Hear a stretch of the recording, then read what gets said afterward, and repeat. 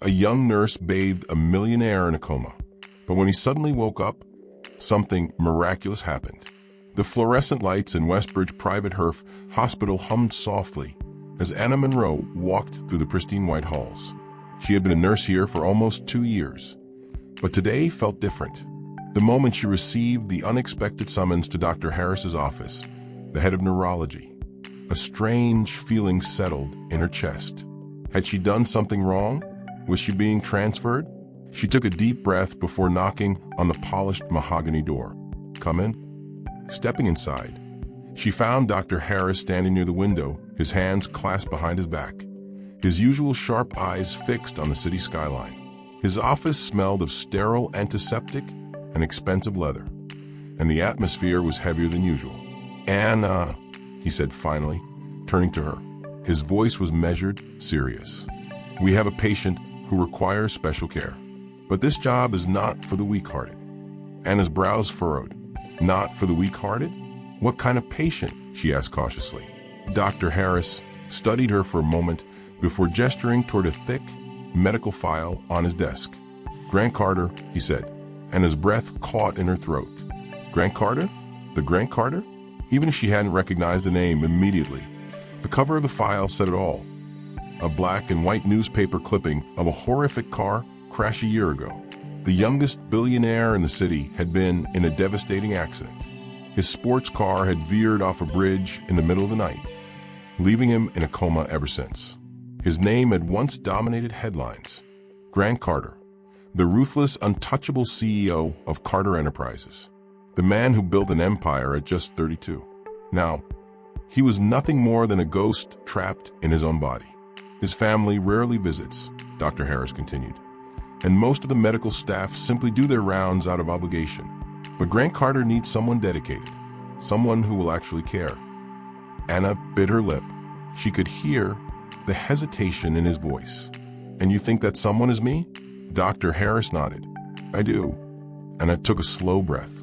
It was a daunting task, taking care of a man who might never wake up, a man whose wealth and power once dictated the lives of thousands. But deep down, she knew her answer before she even spoke. "I'll do it." Dr. Harris's lips pressed into a thin line, but there was a glint of approval in his eyes. "Good. Your shift starts tonight." The private suite on the top floor of the hospital felt eerily quiet as Anna stepped inside. Unlike the cold sterility of the other patient rooms, this one was designed for luxury. A spacious layout, dim chandeliers, dark oak furniture, and in the center of it all lay Grant Carter. Her breath hitched as she took him in, despite the tubes, the machines keeping him alive, and the stillness of his body. He was beautiful. Strong jawline, dark lashes against his pale skin, broad shoulders visible under the hospital gown. If not for the lifeless stillness, he could have easily passed for a man simply sleeping. But this was no ordinary sleep. This was a man trapped in a never-ending silence. Anna swallowed hard and stepped closer, adjusting his forward drip before reaching for the warm cloth prepared for him. She hesitated for just a second before gently pressing it against his skin. The moment she touched him, a strange chill ran through her spine, a sensation she couldn't explain. Like he could feel her there, like somewhere in the depths of his unconsciousness, he knew. A soft beep from the heart monitor filled the silence, steady and rhythmic. Anna shook off the odd feeling and continued her work, carefully wiping his arms, his chest, making sure his body remained clean and cared for. "I guess you don't get saying this, huh?" she murmured almost to herself. Silence. "I'll take that as a no." A small smile tugged at her lips, despite herself. The days turned into a routine. Every morning and evening, Anna would bathe him, change his sheets, monitor his vitals. But soon it wasn't just about medical care. She found herself talking to him, telling him stories about her day, about the world outside his window. "You should see the cafeteria food, Grant. It's tragic, even for a billionaire. I doubt you'd survive it." Silence. "I don't even know why I'm talking to you. Maybe I just like the sound of my own voice." Silence. Silence. Or maybe you're actually listening. The heart monitor beeped steadily, as if answering her. And maybe, just maybe, he was... Anna hummed softly as she dipped a clean washcloth into the warm water. The sterile quiet of Grant's private hospital suite was something she had grown used to over the weeks. The steady beep of the heart monitor, the faint hum of the Ford drip, it was all part of the background now. She leaned over the bed, carefully wiping Grant's face, her fingers gentle but precise. "You know," she said, her voice light, "I read somewhere that people in comas can still hear things. So technically, you're the worst listener I've ever met." No response, of course. She sighed, shaking her head. "It's okay. I'm used to talking to myself now." She moved to clean the curve of his jaw, when a slight movement, her breath caught. Had she imagined it? She froze, staring at his hand. Nothing. The fingers lay motionless against the crisp white sheets. Anna let out a small laugh, shaking her head. "Great. Now I'm hallucinating. Maybe I'm the one who needs a hospital bed." But the unease lingered. And over the next few days, it happened again. The second time, she was adjusting his pillow. She wasn't looking when she felt it. The faintest pressure against her wrist. Her head snapped down. Grant's hand had shifted, only by a fraction of an inch, but enough to make her stomach flip. "Grant," she whispered, hardly realizing she had said his name. Silence. The same rhythmic beep, beep, beep of the monitor. She placed her hand over his, feeling his warmth, his stillness, his potential movement. Nothing. Was she imagining things? Or was something changing? Anna couldn't shake the feeling, so she reported it to Dr. Harris. He moved. The doctor arched a skeptical brow. "I think so," Anna admitted. "At first I thought I imagined it, but it keeps happening." His fingers twitch. His hand shifts slightly. "It's small, but it's there." Dr. Harris leaned back in his chair, deep in thought. "We'll run tests," he finally said. "But don't get your hopes up too high, Anna. It could just be reflexive muscle spasms." Anna nodded, but deep down she didn't believe that. She felt something happening. And when the test results came back, she wasn't surprised. "There's increased brain activity," Dr. Harris told her. "His neurological responses are stronger than before." Her heart leaped. "So he's waking up?" Dr. Harris hesitated. "Not necessarily. It could mean anything, but it's a good sign." It wasn't the answer she wanted, but it was enough. Enough. That night, as she sat beside his bed, Anna found herself talking to Grant more than usual. "I don't know if you can hear me, but something tells me you can," she murmured. She glanced at his face, at his strong features, still unmoving. But for the first time, she felt like she wasn't alone in the room. So she talked. She told him about her day, about the patients who frustrated her, about the rude doctor on the third floor who always stole her coffee. She told him about her childhood, about the small town she grew up in, about how she always dreamed of being a nurse. And as she spoke, she didn't realize that deep in the silence of his coma, Grant was listening. The morning sun filtered through the hospital room's large windows, casting a warm glow on Grant Carter's motionless form. The beeping of the heart monitor filled the silence, steady and rhythmic, just like it had been for the past year. Anna stood beside the bed, rolling up her sleeves. This was just another day, another routine bath, another round of talking to someone who might never answer her. She dipped a warm cloth into the basin, wrung it out, and began gently wiping Grant's chest. Her movements were precise and careful. "You know, Grant," she murmured, smiling faintly, "I was thinking about getting a dog. I need someone to listen to who won't just lie there and ignore me all day." Silence. She sighed. "Okay, Ruth, I was just making conversation." She reached for his arm, running the cloth over his skin, her fingers brushing against his wrist. And then his fingers tightened around her wrist. Anna froze. A sharp breath lodged in her throat as she stared at his hand. The pressure wasn't much, gentle, weak, hesitant, but it was there. Oh my God. Her heart pounded violently, her pulse ringing in her ears. She wanted to believe it was just another reflex, just another meaningless twitch. But it wasn't, because then Grant's eyes snapped open. For a moment, Anna couldn't move, couldn't breathe, couldn't think. She had spent months staring at those closed eyelids, watching for any sign of movement, any flicker of life. And now those deep ocean blue eyes were looking right at her. They were confused, unfocused, vulnerable, but alive. Grant's dry lips parted. His voice was hoarse, barely a whisper, but it was real. And his entire body tensed. Her knees almost buckled, her breath caught between disbelief and sheer panic. He spoke. He woke up. The impossible had just happened. She barely registered the basin of water slipping from her grip, splashing onto the pristine white floor as she stumbled backward. Oh my God. Her instincts kicked in. She turned and slammed her hand against the emergency button on the wall. A loud alarm blared through the hallway. Seconds later, the door burst open, and a team of doctors and nurses rushed in, led by Dr. Harris. What happened? Dr. Harris demanded, moving to the bedside, already checking Grant's vitals. Anna's voice shook. He grabbed my hand. He opened his eyes. She looked back at Grant, still unable to believe what she was seeing. His chest rose and fell shakily. His eyes darted around the room, as if trying to piece together where he was, what was happening. He wasn't fully aware, not yet, but he was here. Dr. Harris's expression turned from shock to action. Get me a neurological team now. Nurses scrambled. Voices overlapped in disbelief as they hurried to perform tests. The room was a whirlwind of motion, but Anna couldn't take her eyes off Grant.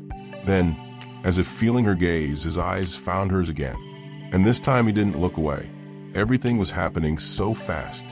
The doctors were asking him questions, shining lights into his pupils, testing his motor functions. But through it all, Grant's gaze kept drifting back to Anna.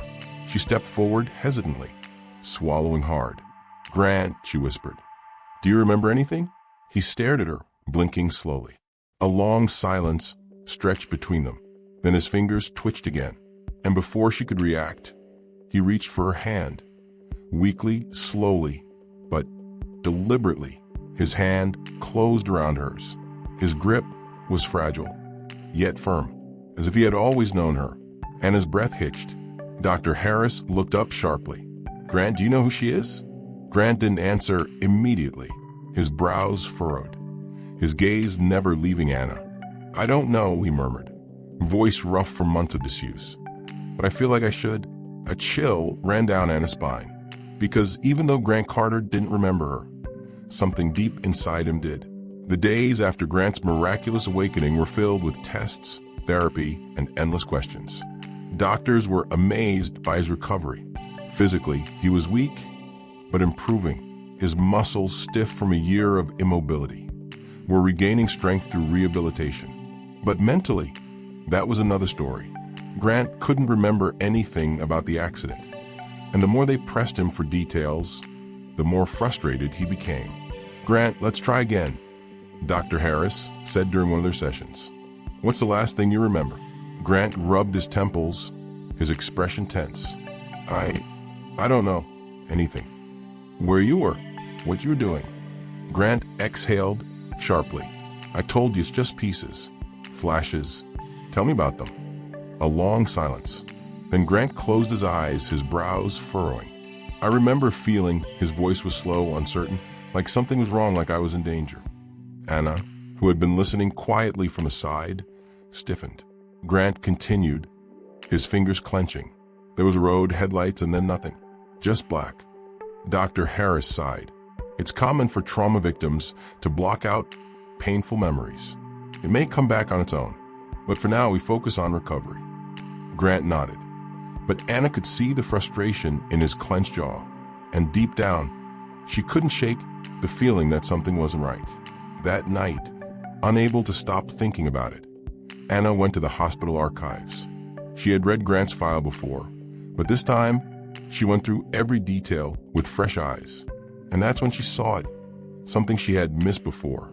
The report from the accident reconstruction team stated that Grant's brakes had failed. Failed, not worn out, not malfunctioned, tampered. A chill ran down her spine. This wasn't just an unfortunate crash. Someone had wanted Grant dead, and he had no idea. Taking a shaky breath, she closed the file. She needed to tell him, because if someone had tried to kill him once, they might try again. Grant's recovery was happening at a remarkable speed. In just a few weeks, he had gone from being bedridden to sitting up, eating on his own, and speaking in full sentences. Now, with the help of physical therapy, he was learning to walk again. And through it all, Anna was there. Every step, every struggle, every frustrating moment where he wanted to give up, she pulled him back. "I can't do this," Grant muttered, gripping the parallel bars tightly as he attempted to lift himself. "Yes, you can," Anna said firmly, standing beside him. "You've already come this far, Grant. Don't stop now." He turned to look at her, his breathing heavy. She wasn't just saying words to motivate him. She truly believed in him, and that made him believe in himself. With a determined exhale, he took another step forward. Anna's face lit up. "That's it." For the first time since waking up, Grant smiled, not out of politeness, not out of obligation, but because for the first time he felt alive again. And he knew exactly who to thank for that. Anna wasn't like the others. She didn't treat him like a charity case. She didn't see him as a billionaire trapped in a hospital bed. She saw him just Grant. And that was why he found himself gravitating toward her. Whenever she was in the room, the world felt lighter. Whenever she spoke, her voice pulled him from the darkness that still lingered in his mind. And whenever she touched him, a hand on his arm, steadying him as he walked, adjusting his pillow. His skin tingled with something he couldn't explain. One night, after a particularly long therapy session, Anna suggested taking a walk in the hospital's garden. "Fresh air might do some good," she said, smiling. Grant agreed. But what he didn't expect was how different everything would feel outside those hospital walls. The cool night air, the rustling trees, the moon casting a soft glow over the world. For the first time, he felt like a person again. Not a patient, not a mystery with missing memories, just himself. And beside him, Anna. They walked slowly, Anna holding onto his arm for support. At first, Grant thought it was just part of her job. But then he saw the way her fingers lingered on his wrist, the way she glanced at him when she thought he wasn't looking, the way her breath hitched slightly whenever he stepped too close. And suddenly he knew. She felt it too. That pull, that unspoken connection between them. They stopped near a small stone bench, the moonlight casting shadows across the garden. Grant turned to face her, his heartbeat unsteady. For a different reason this time. Anna opened her mouth to say something. But before she could, Grant took her hand. Her lips parted in surprise, her eyes searching his.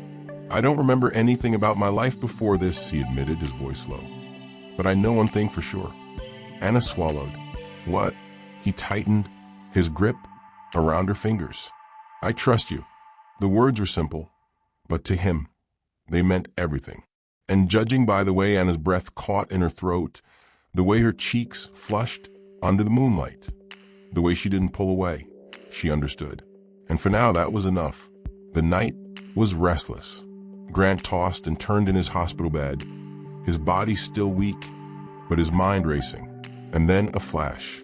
A sudden burst of memory crashed through his subconscious like a breaking dam. The road was dark. The rain poured against the windshield, his wipers struggling to keep up. Grant gripped the steering wheel tightly, his mind still clouded from the meeting he had just left. Something fell off. Then out of nowhere, headlights, bright, rushing toward him. A black SUV swerved into his lane at full speed. Grant yanked the wheel, his tires skidding on the slick pavement. The brakes, they didn't work. His heart pounded as he desperately tried to regain control. And just before impact, his eyes darted to the side of the road. A shadowy figure stood there, watching. And then blackness. Grant's eyes snapped open, his breath coming in short, uneven gasps. His pulse raced, sweat clinging to his skin. The memory had been so vivid, so real. And now he knew the truth. This wasn't an accident. Someone had tried to kill him. Anna noticed something was wrong the second she walked into his room the next morning. He was different. His usual smirk was gone. His body was tense. his hands clenched into fists. "Grant," she asked carefully, "what's wrong?" His piercing blue eyes locked onto hers, filled with a new intensity. "I remember something." Anna's stomach dropped. "The accident." He gave a stiff nod. "It wasn't an accident, Anna. Someone tampered with my brakes. And there was a man standing on the side of the road just watching as my car crashed." Anna felt chills run down her spine. Everything she had suspected, he had just confirmed it. But the question remained: who and why? Anna and Grant spent the next few days digging deeper, going through Grant's files, company records, and anything that could hint at someone wanting him gone. Then finally they found it. A financial transfer. A large sum of money, wired just days before the accident. The recipient, a known criminal with a history of orchestrating stage crashes. And the sender, Nathan Carter, Grant's half-brother. The realization hit like a ton of bricks. "It was him," Grant whispered, gripping the edge of the table. Nathan had always been jealous. Always felt like I was the favorite, the one who inherited their father's legacy, while he was left in the shadows. And now he tried to erase me completely. Anna felt her heart clench. "Grant, he wanted you dead." Grant's jaw tightened. "And now I'm going to make sure he pays." That evening, Grant and Anna arranged to meet Nathan face to face. In a dimly lit study inside the Carter estate, Nathan lounged in a leather chair, swirling a glass of whiskey as Grant and Anna entered. Well, Nathan smirked. "The dead man walks."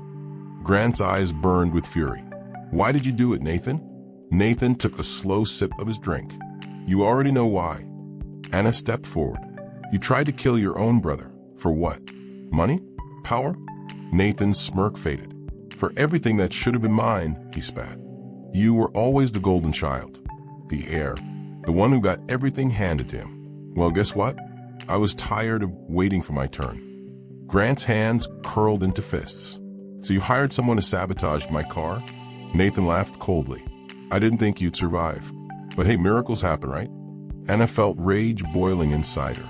But before she could say anything, the door burst open, and two uniformed officers stepped inside. Nathan's face paled.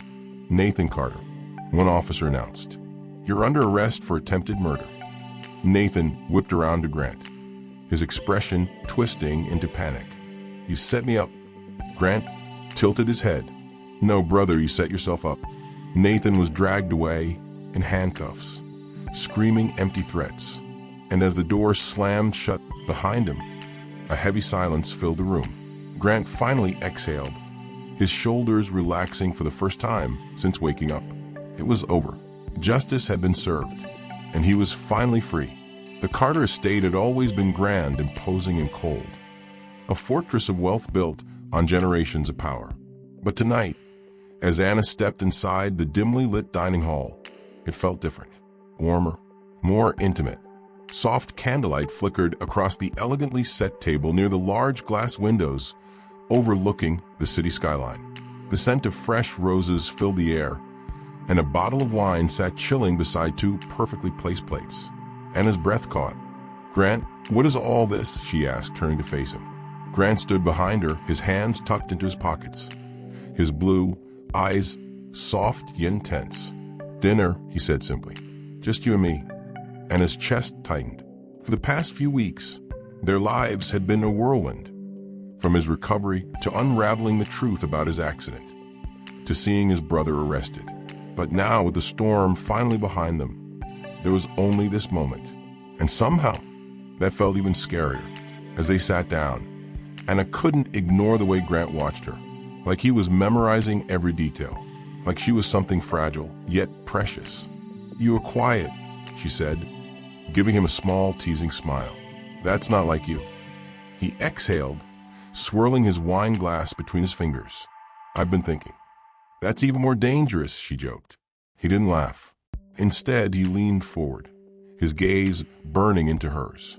"Anna, do you know how many people walked away from me while I was in that coma?" Her smile faded too. She knew. She had seen it firsthand. The way his family had treated him like a burden, the way his so-called friends had moved on. The only reason he had survived that darkness was because someone stayed. Because she stayed. But you didn't, Grant murmured. You were there, day after day. You took care of me when I couldn't even open my eyes. When I was nothing but a lost cause to everyone else, you refused to give up on me. Anna's throat tightened. She had never thought about it that way. She had just done what she felt was right. But to Grant, it had meant everything. Grant leaned closer, his fingers brushing against hers on the table. Anna, I have everything. His voice was soft but firm. Money, power, influence, but none of it means anything without you. And as her breath hitched, Grant, let me finish, she whispered, his hand finally closing around hers, his thumb tracing slow, delicate circles against her skin. I don't know how it happened. I don't know when it started. But what I do know is that every moment I was trapped in that coma, you were the one keeping me alive. You were my light in the dark, Anna. Her eyes burned with tears. I love you. The words crashed into her, stealing the breath from her lungs, not because she hadn't felt it too, but because hearing it from him made it undeniably real. Grant Carter, the man who had once lived in a world of cold calculations, business deals, and power plays, was now sitting across from her, bearing his soul. And for the first time in her life, Anna felt something she had never felt before, truly, completely, irrevocably cherished. Tears slipped down her cheeks, but she smiled through them. Grant, she whispered, you have no idea how much that means to me. He reached up, gently wiping a tear from her face. Then let me show you. And as he leaned in, pressing his forehead against hers, Anna knew this was only the beginning. Months had passed since that fateful night when Grant confessed his love for Anna. And in that time, everything had changed. Grant had fully recovered, regaining his strength through endless hours of rehabilitation and training. His body was no longer weak, no longer held back by the accident that nearly took his life. And now he was Grant Carter once more, back at the helm of Carter Enterprises, standing in the boardroom with the confidence of a man who had been to hell and back and survived. But there was one crucial difference between the man he was before the accident and the man standing here now. This time he wasn't alone. This time he had Anna. And soon, if she said yes, she would be his forever. The rooftop of the Carter estate was bathed in the soft glow of the setting sun, casting warm golden hues across the city skyline. Anna stood at the edge, gazing at the breathtaking view, completely unaware of what was about to happen. It's beautiful up here, she murmured, the breeze gently playing with her hair. Grant, standing behind her, smiled. Not as beautiful as you. She turned to him, rolling her eyes playfully. Smooth, Carter. Very smooth. But her teasing expression faded when she saw the way he was looking at her. There was something different in his eyes tonight, something deeper, more certain, more infinite. Before she could ask, he took a deep breath. Then slowly he dropped to one knee, and his breath caught in her throat. Her hands flew to her mouth as Grant pulled out a small velvet box, flipping it open to reveal the most stunning engagement ring she had ever seen. An elegant diamond set in a delicate platinum band. But it wasn't the ring that took her breath away. It was him. It was the way his voice trembled slightly as he whispered, Anna, you didn't just save my life. You became my life. Her heart pounded. Before you, I had everything, money, power, success. But I was missing something. I was missing you. Tears welled in her eyes. You're the reason I fought to live. The reason I found myself again. And now, I want to spend the rest of my life making sure you know just how much you mean to me. He held the ring up, his eyes never leaving hers. Anna Monroe, will you marry me? The world stood still, and I couldn't speak, couldn't breathe. All she could do was nod frantically, laughter and tears spilling over at the same time. Yes, she finally managed, her voice breaking. Yes, Grant. 1,000 times yes. Grant let out a breath of relief, sliding the ring onto her finger before pulling her into his arms, into his world, into forever. And as their lips met under the fading sunlight, Anna knew this was where she belonged. Always. The Carter estate had never looked more radiant than on their wedding day. The gardens were transformed into an enchanting wonderland. White roses lined the pathways. Twinkling lights draped the towering oak trees. Soft music played in the background as guests gathered in awe. Anna stood at the grand entrance, dressed in an elegant white gown, her heart racing. "Are you ready?" Lisa, her maid of honor, whispered beside her. Anna took a deep breath, her fingers tightening around her bouquet.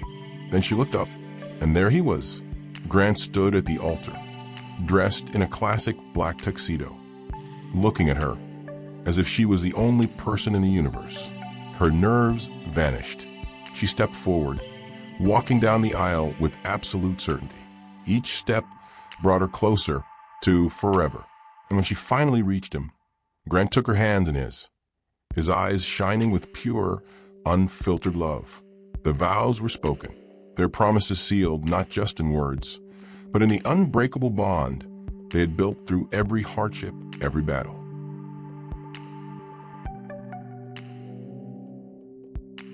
Every moment of unwavering devotion.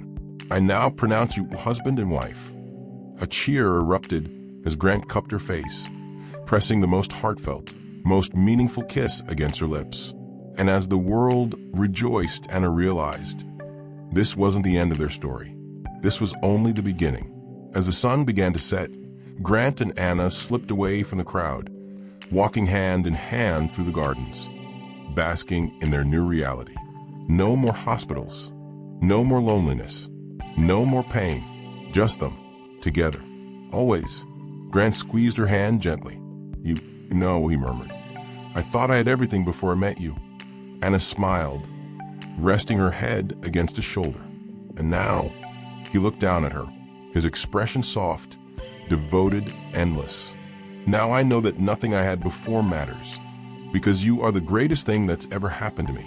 Anna blinked back tears, overwhelmed by the depth of his words. And as they stepped forward toward the golden glow of the setting sun, she knew they had been through storms, darkness, near-death experiences. But in the end, love had won. And with Grant by her side, Anna was finally home. As Grant and Anna walked hand in hand into their happily ever after, their story became a testament to something truly powerful. Love is not just about finding someone, but about standing by them through every storm. Anna never gave up on Grant, even when the world had. And in the end, it was love, not money or power, that truly saved him. If this story touched your heart, don't forget to like, share, and subscribe to Soul-Stirring Stories for more emotional and inspiring tales. Turn on notifications so you never miss a story that will move your soul. Thank you for watching. And remember, sometimes the most beautiful love stories begin in the most unexpected ways. See you in the next story.